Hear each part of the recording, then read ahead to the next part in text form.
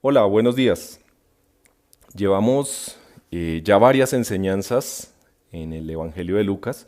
Estamos detenidos como en la última noche que el Señor Jesús pasó sobre esta tierra. Hemos visto diferentes temas. Hemos aprendido acerca de la cena que el Señor compartió con sus discípulos. Hemos visto al Señor lavando los pies de ellos. Ha enseñado sobre el servicio, ha orado por sus discípulos.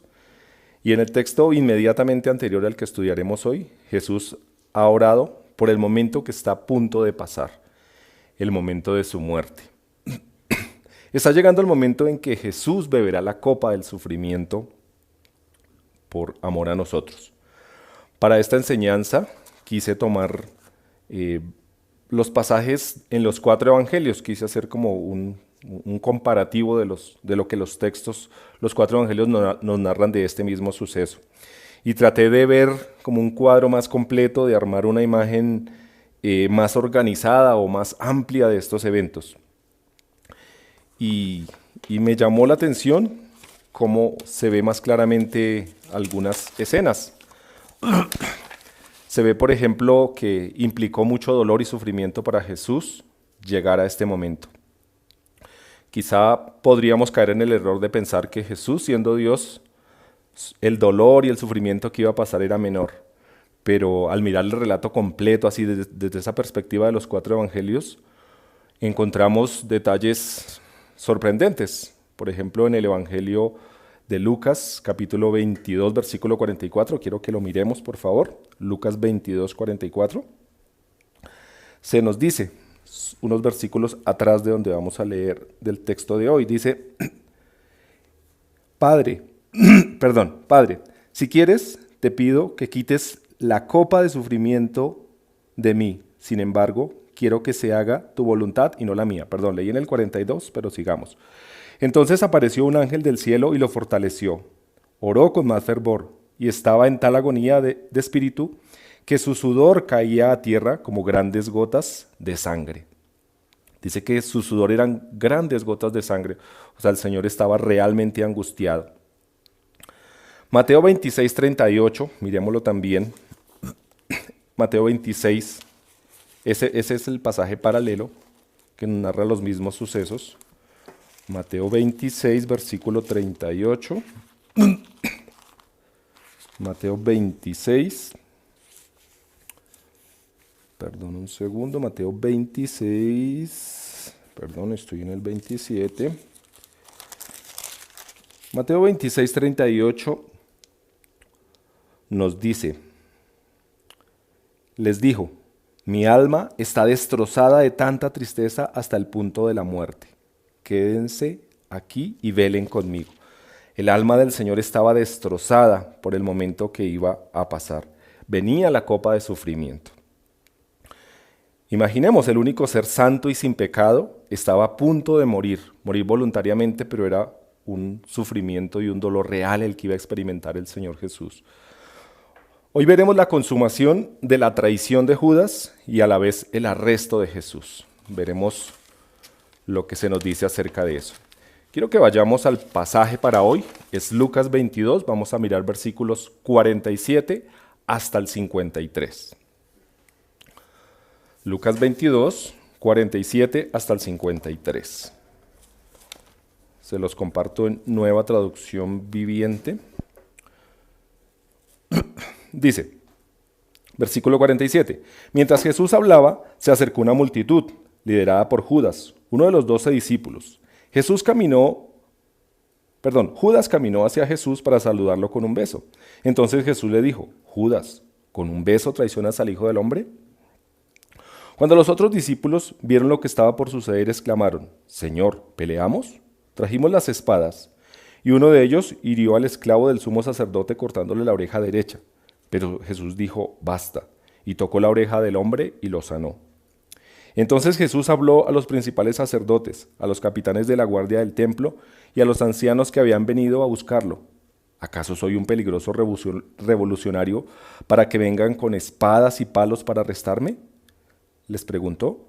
¿Por qué no me arrestaron en el templo? Estuve allí todos los días. Pero este es el momento de ustedes, el tiempo en que reina el poder de la oscuridad. Quiero que me acompañen a orar para que el Señor nos guíe. Nuestro Padre amado, Señor, estamos agradecidos contigo porque tenemos la Biblia, Señor, porque tenemos la Biblia a la mano, porque tenemos la Biblia en nuestro idioma y porque podemos hoy estudiar este pasaje, Señor. Te pido que no sean mis palabras, que no sean mis argumentos, sino que sea el poder tuyo, Señor, quien refrende lo que tu palabra dice, Señor. Oro porque los que hemos confiado en ti, Señor, seamos creciendo, seamos alimentados con la palabra tuya, Señor, que ya penetre, Señor, hasta lo más profundo de nuestro ser y transforme lo que aún queda del viejo hombre, Señor. Y te oramos por salvación de aquellos que no entregan sus vidas aún a Jesús. Te pido que entiendan la urgencia, la necesidad de comprender, de aceptar este mensaje, Señor.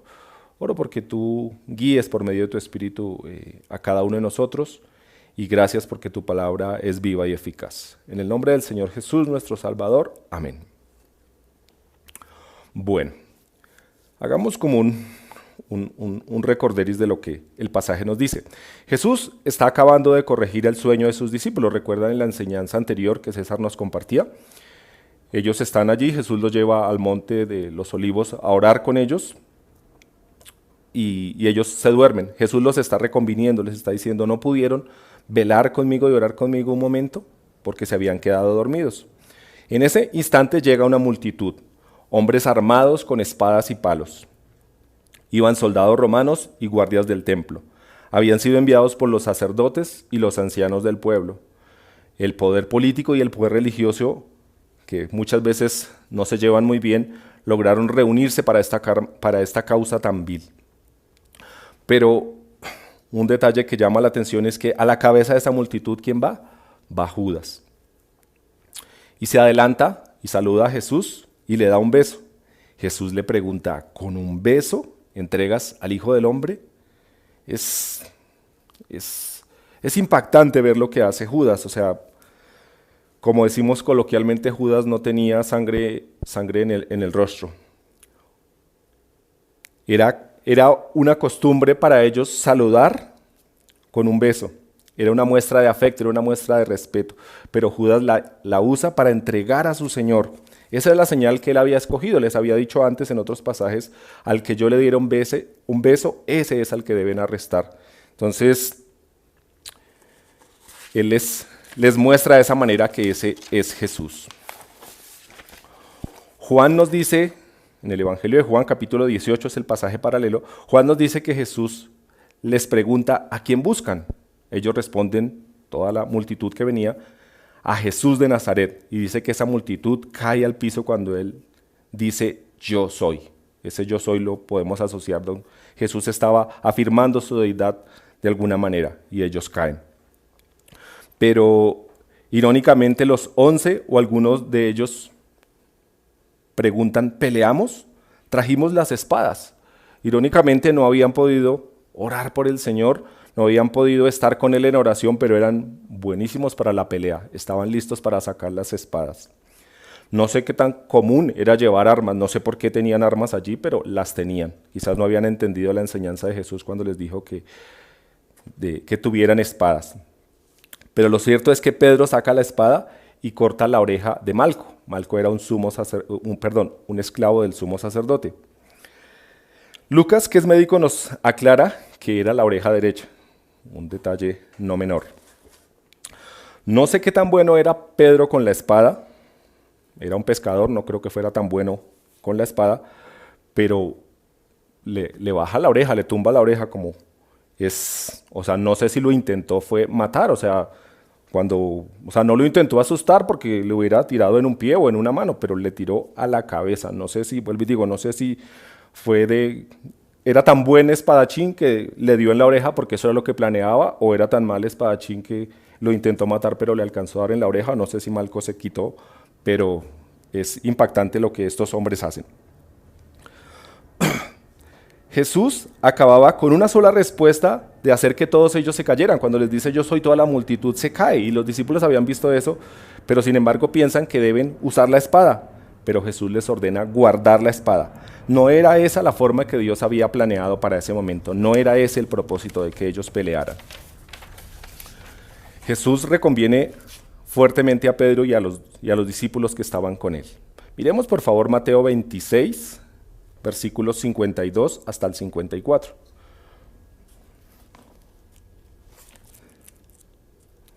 Mateo 26,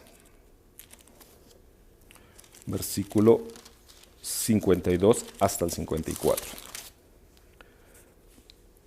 Guarda tu espada, le dijo Jesús. Los que usan la espada morirán a espada. ¿No te das cuenta que yo podría pedirle a mi Padre que enviara miles de ángeles para que nos protejan? Y Él los enviaría de inmediato. Pero si así lo hiciera, ¿cómo se cumplirán las escrituras que describen lo que tiene que suceder ahora? Jesús le hace notar a Pedro y a los 11 que estaban con él que él podría pedir ángeles, millones de ángeles, miles de ángeles que vinieran y los defendieran. Jesús tenía un ejército supremo a su disposición. Pero si él hiciera eso, no se cumplirían las escrituras. Y hay algo que tenía que suceder en ese momento, se tenía que consumar ese momento para que nuestra salvación fuera un hecho. Aunque su muerte implicara mucho dolor, Jesús amaba hacer la voluntad de Dios el Padre. O sea, si pensamos en eso, estaba viviendo un momento de angustia y se estaba empezando a ejecutar ese juicio falso y vil, pero Jesús decide obedecer a Dios, hacer la voluntad del Padre. Una buena pregunta aquí para nosotros es, ¿amamos hacer la voluntad de Dios? ¿Deseamos conocer lo que Dios quiere que hagamos y estamos dispuestos a hacerlo? ¿O decimos, seguiré a Dios, a Jesús, hasta cierto punto, pero si Él me pide esto, tendría que pensarlo, si Él me pide que deje esto, me costaría mucho? Los discípulos pensaban que pelearían e impedirían el arresto y la muerte de Cristo, pensaban que eso era bueno en ese momento. Pero no entendían que ese arresto y esa muerte era absolutamente necesario aún para su propia salvación. Los discípulos no habían entendido todo esto. Pensaban que peleando iban a solucionar algo, pero resulta que iban a meterse en más problemas porque su salvación no se iba a ejecutar. Entonces, qué bueno es, o una aplicación práctica para nosotros aquí es, debemos siempre entender los planes superiores de Dios. Dios tiene planes que nosotros no alcanzamos a entender, pero quizás como niños nos cuesta mucho aceptar la voluntad de Dios. Se nos facilita cuando las cosas son fáciles, cuando su palabra hace promesas, cuando hay cosas que son bendiciones para nosotros, nos fascinan esos pasajes y quizás los subrayamos en la Biblia y usted encuentra cuadros e imágenes que resaltan muy bien esas bendiciones, pero los versículos que nos mandan a hacer cosas, que nos corrigen, nos cuestan un poco más.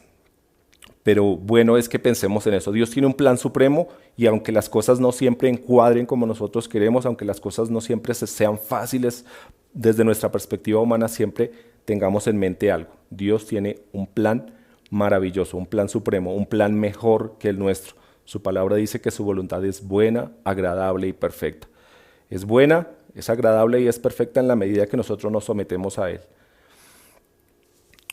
El sufrimiento que Jesús tenía que pasar tenía un propósito y Jesús tenía claro ese propósito. Era Dios quien le llevaba a ese sufrimiento. Dice, no beberé, en el Evangelio de Juan dice, no beberé la copa de sufrimiento que el Padre me da. Es de resaltar eso. Jesús sabía que era el Padre que lo pasaba por ese momento. No era que los romanos se habían confabulado con los judíos, con los religiosos. No era simplemente la traición de Judas. Era que Dios lo estaba pasando por ese momento. Y quizás eso fortaleció al Señor para pasar ese momento tan difícil. Jesús nos dice que Jesús toca y sana la oreja de Malco, del esclavo del sumo sacerdote. Aún en medio de ese momento tan difícil, tan tensionante y doloroso, Jesús mostró compasión por sus enemigos, mostró amar a sus enemigos. Y qué bueno es verlo, Jesús, un tiempo atrás, unos años atrás, o muy corto tiempo atrás, les había enseñado acerca de que debían amar a sus enemigos. pero Jesús aquí está delante de ellos aplicando sus enseñanzas. Y qué bueno es ver eso. Jesús no solamente hablaba palabras hermosas, bonitas, sabiduría de Dios, sino que la vivía, y en este momento justo está mostrando eso. Está amando a sus enemigos. Malco era parte de los que venían a arrestarlo. Malco quizás era los que tenía las espadas porque era uno de los esclavos, para eso lo llevaban tal vez allí. Pero Jesús muestra amor y compasión y cumple lo que él mismo ha enseñado. Qué bueno tener, o debemos también nosotros tener esa coherencia con lo que enseñamos de la Biblia. La Biblia es un libro práctico. Si nosotros enseñamos y predicamos cosas bonitas, pero no las vivimos, se pierde completamente ese mensaje. Quizás la gente, nuestros hijos, la gente que de algún modo va a aprender algo de nosotros, puede escuchar mucho nuestras palabras, pero si nuestros hechos no respaldan esas mismas palabras, no pueden creer esa verdad. Eso es una verdad real para los que nos rodean y para nosotros mismos. Si nosotros vemos que alguien dice, pero no lo aplica, no lo podemos creer. Pero Jesús no hacía eso. Jesús siempre enseñó a sus discípulos y lo vivió, ¿cierto? Jesús les enseñó que debían sufrir en obediencia al Padre, y eso está haciendo en este momento. Jesús mostró amor hacia sus enemigos.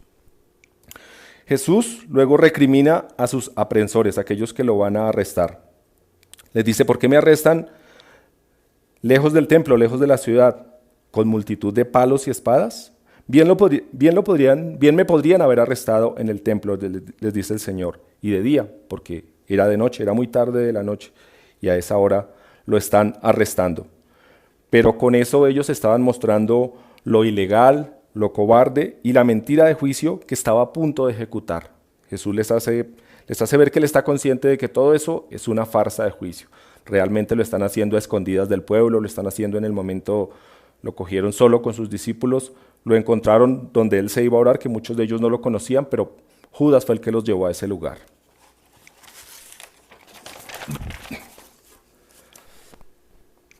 Pero como Jesús les dice también en ese último versículo, este es el momento de ustedes, tiempo en el que reina el poder de la oscuridad. La oscuridad estaba tomando el control por un momento. C.S. Lewis, en su libro El león, la bruja y el ropero, lo ilustra de una manera hermosa. Aslan, que es el león y que representa a Cristo, se entrega a la bruja blanca, va allá donde ella y se entrega a la bruja blanca y su séquito de malvados. No es que ellos hayan venido y hayan atrapado a Aslan, es que Aslan se entrega delante de ellos. Y creo que ilustra muy bien lo que hace Jesús. Jesús se entrega y le entrega el poder por un segundo a ellos. Les deja que hagan lo que ya estaba planeado, lo que es la voluntad de Dios. Ni siquiera fue que ellos tomaron un control, sino que Dios les permite hacer lo que Dios ya tenía planeado. La luz y la oscuridad están a punto de enfrentarse en la cruz. El que había dicho yo soy la luz, se iba a dejar o iba a permitir que la oscuridad reinara por unos momentos.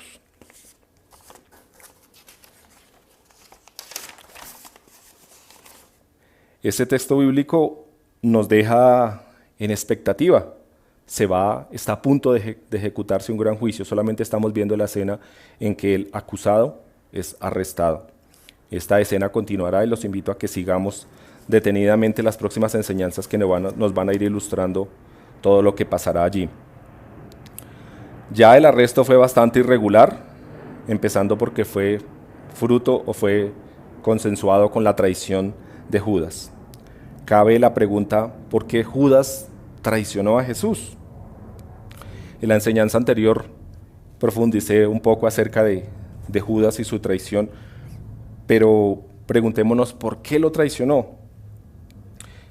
Judas estuvo con Jesús 3 años y medio aproximadamente, compartió con él, conoció todo de él, tuvo la confianza de él, pero sin embargo le traiciona. El ser perfecto, el ser más amoroso que puede existir, estuvo delante de Judas y Judas sin embargo lo traiciona. La Biblia no nos dice mucho acerca de los motivos que pudo haber tenido Judas para traicionar al Señor Jesús, pero todos los pasajes de este paralelo que muestran estos eventos lo llaman el traidor, y en muchas partes Judas es definido como Judas el que lo iba a traicionar. Judas el traidor es nombrado como el traidor. Imagínense el apodo o el mote que consiguió después de estar al pie del Señor Jesús, pero fue traidor del santo, fue el traidor del perfecto. Está claro que Judas nunca creyó y es impactante, creo que nos puede decir, nos puede mostrar que podemos estar tan cerca de Jesús, escuchar tantas enseñanzas acerca de Él y sin embargo rechazarle, no creer. Por eso, como les decía en la enseñanza anterior, Judas es culpable delante de Dios y quizás más culpable porque tuvo grandes privilegios, pero rechazó esos grandes privilegios. Algunos comentaristas apuntan a que Judas se acercó a Jesús con la expectativa de que liberara a la nación de los romanos. Quizás Judas solo perseguía, tenía un orgullo nacional, quería que su país, su patria fuera libre y por eso se acercó a Jesús, porque vio en él un hombre que confrontaba sin temor a los religiosos y confrontaba sin temor a los romanos, porque Jesús hablaba con autoridad. Quizás Judas al ver eso decidió seguirlo porque tenía la expectativa de que su nación iba a ser libre. O también se nos muestra en otros pasajes que Judas era un hombre muy ambicioso, que amaba el dinero. Y posiblemente se acercó a Jesús y a sus discípulos porque vio multitudes allí. Había mucha gente alrededor de Jesús y quizás pensó que podría conseguir dinero alrededor de eso. Quizás buscaba beneficios económicos. Recordemos que Judas era el tesorero y siendo el tesorero nos muestra la gran confianza que llegó a tener para con Jesús y para con sus discípulos. Yo no sé quién lo nombró tesorero, quién le dio la bolsa para que administrara el dinero que ellos manejaban, pero eso nos muestra el grado de confianza que tenían en él. Si usted y yo decidiéramos o necesitamos un tesorero, si somos una familia o si somos una empresa, buscamos una persona de confianza. Yo creo que muchos escándalos se desatan porque los tesoreros se roban el dinero o hacen cosas malas, así que se buscan personas de mucha confianza. Eso muestra también el grado de amor, de compasión, de confianza que Jesús tuvo para con Judas. Le dio el cargo de tesorero. Pero se nos dice que él robaba de la bolsa, que él sacaba el dinero de allí y lo tomaba para él. Miremos en Juan, Evangelio de Juan, capítulo 12, versículos 1 al 7.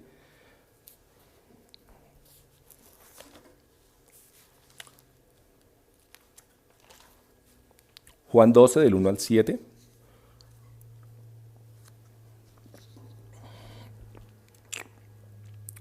Seis días antes de que comenzara la celebración de la Pascua, Jesús llegó a Betania, a la casa de Lázaro. Prepararon una cena en honor de Jesús. Marta servía y Lázaro estaba entre los que comían con él. Entonces María tomó un frasco con casi medio litro de un costoso perfume preparado con esencia de nardo. Le ungió los pies a Jesús y lo secó con sus propios cabellos. La casa se llenó de una fragancia del perfume. Sin embargo, Judas Iscariote, el discípulo que pronto lo traicionaría, dijo, ese perfume valía el salario de un año. Hubiera sido mejor venderlo para dar el dinero a los pobres. No es que a Judas le importaran los pobres, en verdad era un ladrón y como estaba a cargo del dinero de los discípulos, a menudo robaba una parte para él. El 7 dice, Jesús respondió, déjala en paz, esto lo hizo en preparación para mi entierro. Siempre habrá pobres entre ustedes, pero a mí no siempre me tendrán. María se contrasta con Judas, ¿verdad? María tomó un costoso perfume, el salario de un año, pensemos en nuestro dinero nacional, no sé en cuánto estará el salario mínimo ahorita, pero pensemos que en 1 millón serían 12 millones de pesos, costaba ese frasco de perfume, y ella ungió con los pies del Señor, con eso. Pero Judas dice, no, esa plata, esos 12 millones hubieran podido dárselo a los pobres.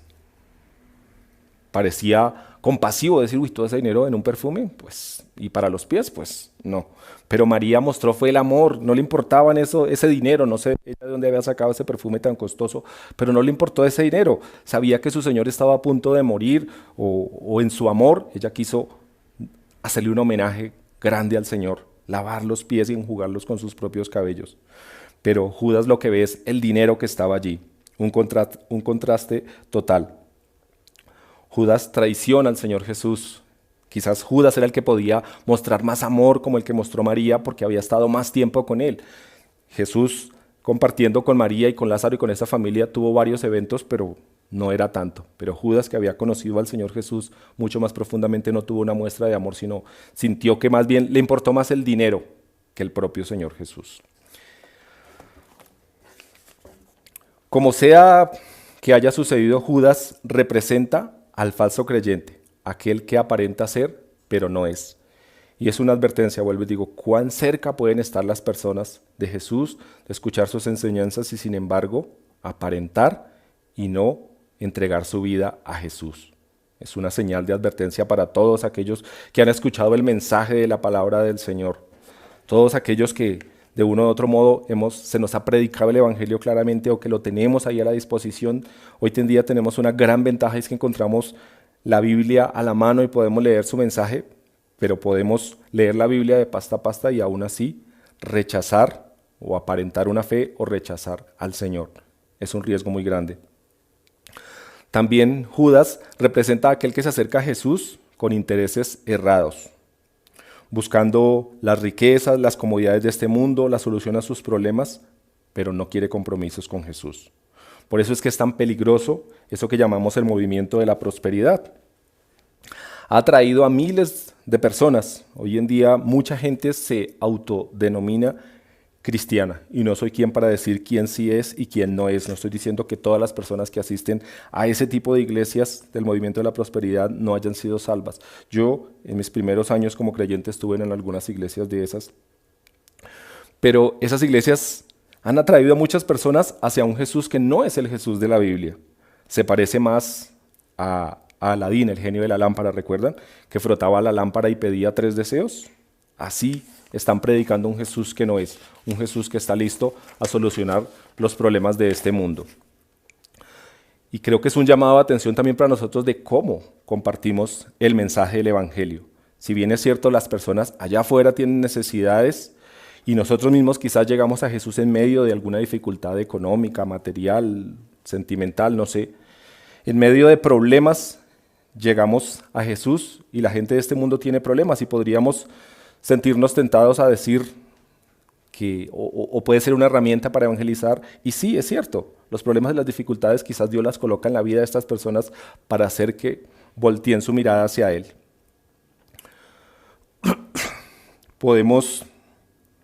Cuando venimos a Jesús encontramos solución a algunos de estos problemas, es cierto. Eso fue esa es parte de las alegrías que podemos decir, nuestra vida es mejor que lo que era antes sin Jesús. Claro que sí, porque encontramos solución. Pero lo más maravilloso que encontramos en todo esto es que encontramos salvación. Quizás los problemas nos llevaban a pensar que teníamos que solucionar un problema económico o un problema de salud o lo que fuera, pero no entendíamos acerca de la salvación. Nuestro mayor problema era que estábamos condenados sin Cristo, que estábamos lejos de Él. Y quizás por eso el pecado había destruido nuestra vida, quizás por eso teníamos tantas dificultades en nuestro alrededor, porque el pecado había traído condenación y tenía nuestra vida destruida. Quizás con esa perspectiva nosotros podemos decir a nuestros vecinos, a nuestros amigos, a aquel que vamos a evangelizar, a aquel que está pasando dificultades, que venga Jesús. No podemos garantizarle que Jesús sanará su enfermedad, restaurará su hogar, o le prosperará económicamente. No nos comprometamos con eso porque no sabemos lo que Dios va a hacer. Es una realidad que no siempre Dios soluciona todos los problemas que tenemos. Él tiene todo el poder para hacer esos cambios y dejar nuestra vida perfecta, sí podría, pero nos ama tanto que no lo va a hacer de esa manera. Lo que sí podemos asegurar es que Jesús ama a cada uno de los que está sin Él y quiere ante todo salvarle. Quiere trasladarle del mundo de las tinieblas en el cual está viviendo al reino de la luz. Y cuando eso pasa, las vidas de cada uno de nosotros cambian. Y nuestras perspectivas y prioridades también toman su lugar. Ahora las prioridades tenemos en primer lugar al Señor. Y si Él está con nosotros, lo demás es secundario. Los cristianos aún seguimos pasando dificultades, ¿verdad? Creo que nadie de nosotros puede decir es que su economía está perfecta, su hogar, no tiene problemas con su esposa, con sus hijos, su salud es perfecta, no tiene algún conflicto o algún problema emocional. No, la vida de todos pasa dificultades, pero el creyente entiende que sufre con un propósito y sufre en un tiempo pasajero. Miremos Romanos 8:18, por favor.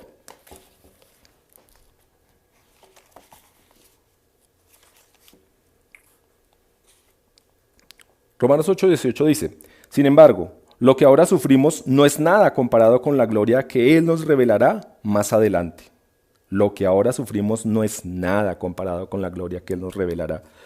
Los creyentes vivimos comprendiendo que en este mundo estamos de paso, que este no es nuestro mundo, que esperamos una patria mejor, como dice la palabra del Señor.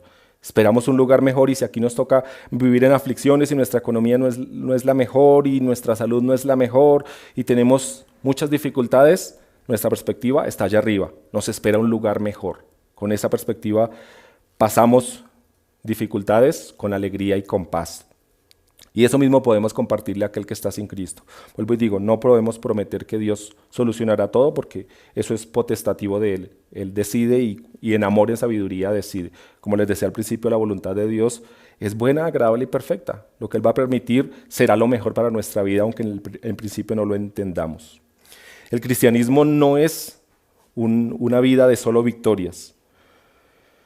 Compartimos el mensaje de que la Biblia... lo que la Biblia enseña más bien es que el cristianismo también trae algo de sufrimiento, pero tampoco compartimos la idea de que el cristianismo sea solo sufrimiento. Habrá aflicciones en nuestra vida, pero nos espera un lugar perfecto, donde no habrá llanto, no habrá tristeza, no habrá dolor. Allá viviremos, ¿cierto? Entonces nuestra perspectiva es, sufrimos lo que el Señor permite, lo que el Señor quiera que suframos, pero un día estaremos en un lugar mejor. Esa es la perspectiva del creyente. Nuestras aflicciones tienen un propósito, Él quiere perfeccionarnos, ¿cierto? Dios nos pasa por dificultades y esas dificultades tienen el propósito de, como creyentes, ayudarnos a crecer, a ser formados a la imagen de Cristo. Y eso es maravilloso, vuelvo y digo, no es fácil de entender, pero el Señor tiene planes perfectos para nosotros. Confiemos en su amor, quizás, vuelvo y digo, no es fácil en medio de las circunstancias. Yo cuando paso aflicciones digo, ¿pero por qué? Pero sufro y tengo que volver y, mejor dicho, volver a reconectarme y decir, Dios me ama, Jesús me ama. Si Dios me ama, entregó a Jesús, esa es la prueba mayor de su amor. Si Él lo entregó a Él por mí, pues ya, estoy seguro que me ama y lo que Él permita es lo mejor. Creo que también lo vemos como con nuestros hijos. A veces tenemos que decirle, no vas a hacer esto más, te prohíbo esto. A veces tenemos que corregirlos con la correa, con la vara. Pero nosotros queremos el mal de ellos, no, nosotros queremos lo mejor para ellos y por eso los corregimos. Y así hace Dios con nosotros, nos corrige con un buen propósito. Así que descansemos en el amor de Cristo, porque no siempre podemos entender la voluntad de Dios. A veces, yendo a la Biblia, entendemos que quizás estamos apartados del camino y tenemos que decir, pues sí, la Biblia dice así que lo voy a hacer. Pero hay momentos en que en medio de la aflicción no se puede entender. Decimos, pero ¿por qué? ¿Pero cómo? Y podemos durar media vida pensando en el por qué y no lo vamos a entender nunca. Hay cosas que no las vamos a entender, pero vuelvo y digo, descansemos en el amor de Dios representado en Cristo. Miremos la cruz y eso nos llevará a tener la perspectiva correcta. Jesús estuvo dispuesto a pasar la copa de sufrimiento y en ese sentido Él es nuestro ejemplo. Jesús es nuestro ejemplo en esto. La copa de sufrimiento no solamente se refería a los dolores físicos, a la crucifixión, a los castigos que lo iban a someter estos hombres, sino que estaba a punto de cargar nuestros pecados. Imagínense el santo cargando los pecados. Miremos Isaías 53:6, por favor. Isaías 53, un pasaje profético del Antiguo Testamento que nos habla de lo que sufriría Jesús. 53, versículo 6 dice, todos nosotros nos hemos extraviado como ovejas, hemos dejado los caminos de Dios para seguir los nuestros. Sin embargo, el Señor puso sobre Él los pecados de todos nosotros. O sea, Jesús llevó en esa cruz, estaba a punto de llevar en esa cruz el pecado de nosotros. Imagínense el santo llevando el pecado nuestro. No sé cómo ilustrarlo en mi cabeza, pero es como cuando toca sacar la basura y huele terrible y cargar la basura. Bueno, es una aflicción humana y no tiene mucho punto de comparación, pero le digo, siendo el santo, el perfecto, llevar el pecado era muy doloroso. Así que la copa de sufrimiento se refiere a muchas cosas más. Pero aunque fuera muy doloroso, Jesús decidió obedecer al Padre y así nos salvó. Cerremos con Hebreos capítulo 12, versículos del 1 al 4, por favor.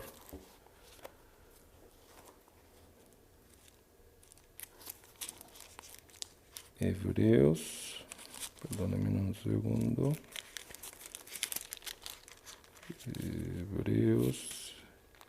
Hebreos 12, versículos del 1 al 4. Dice, por lo tanto, ya que estamos rodeados por una enorme multitud de testigos de la vida de fe, quitémonos todo peso que nos impida correr, especialmente el pecado que tan fácilmente nos hace tropezar, y corramos con perseverancia la carrera que Dios nos ha puesto por delante. Eso es lo que hacemos. Esto lo hacemos al fijar la mirada en Jesús, el campeón que inicia y perfecciona la fe. Debido al gozo que le esperaba, Jesús soportó la cruz, sin importarle la vergüenza que ésta representaba, y ahora está sentado en el lugar de honor junto al trono de Dios. Piensen en toda la hostilidad que soportó por parte de pecadores, y así no se cansarán ni se darán por vencidos. Después de todo, ustedes aún no han dado su vida en la lucha contra el pecado. Este pasaje nos dice que Jesús, mirando el gozo que le esperaba, todo el beneficio que iba a traer, no tanto para él, porque él es santo, perfecto, él ya tenía el cielo en su mano, él ya podía vivir allá, pero el gozo, el amor que tenía por nosotros, lo llevó a soportar esa cruz, su amor por nosotros, su compasión por nosotros, eso le gozó, y con ese gozo en mente sufrió la cruz, sufrió el oprobio. Así de la misma manera nosotros, el pasaje de Hebreos nos dice que debemos despojarnos del pecado pensando en eso, ¿cierto? Y también creo que lo podemos ampliar y pensar, así debemos afrontar las dificultades, pensando en el gozo que nos espera. Miremos a Jesús, pongamos la mirada en Él y eso realmente transformará nuestra forma de ver la vida. Quiero que oremos. Nuestro buen Dios es bueno y maravilloso, Señor, pensar en la obra de Cristo. Estamos empezando a ver su último tiempo en el que vivió entre nosotros, Señor. Estamos viendo las injusticias que se cometieron a su alrededor, pero es maravilloso ver el amor y la compasión de Él, Señor. Ver cómo Él soportó la hostilidad de los que le rodeaban, soportó la injusticia, Señor, y todo por amor a nosotros, Señor. Te oro por salvación de aquellos que aún no entienden este mensaje tan maravilloso, Señor, este mensaje que puede transformar sus vidas, Señor, este mensaje que nos hace ver el mayor tesoro que se puede tener sobre esta tierra. Oro para que no permitas que haya más dureza de corazón. Te pido por aquellos que escuchan este mensaje, Señor, que puedan comprender su absoluta necesidad de salvación. Te pido que Satanás no les siga engañando, Señor. Ayúdale a ver lo falso, lo mentiroso, lo engañoso que puede llegar a ser Satanás. Te pido liberación de ellos. Te pido que nosotros como creyentes seamos luz y testimonio para compartir el mensaje de tu palabra con claridad, pero respaldándolo con una vida santa, Señor. Te oro que como creyentes, Señor, estemos creciendo en la fe, estemos creciendo en la obediencia a ti, Señor. Ayúdanos a aceptar tu voluntad con amor, con alegría, no con resignación, no con dolor, no con tristeza, no con impotencia, sino soportando o aceptando tu voluntad como algo maravilloso, como algo bueno, como lo mejor que nos puede pasar. Gracias, Dios, ayúdanos a ver la cruz donde está la prueba del amor maravilloso que has tenido por nosotros y que mirar la cruz, mirar la obra de Cristo continúe transformando nuestras vidas. Oramos agradecidos en el nombre de Jesús nuestro Salvador. Amén.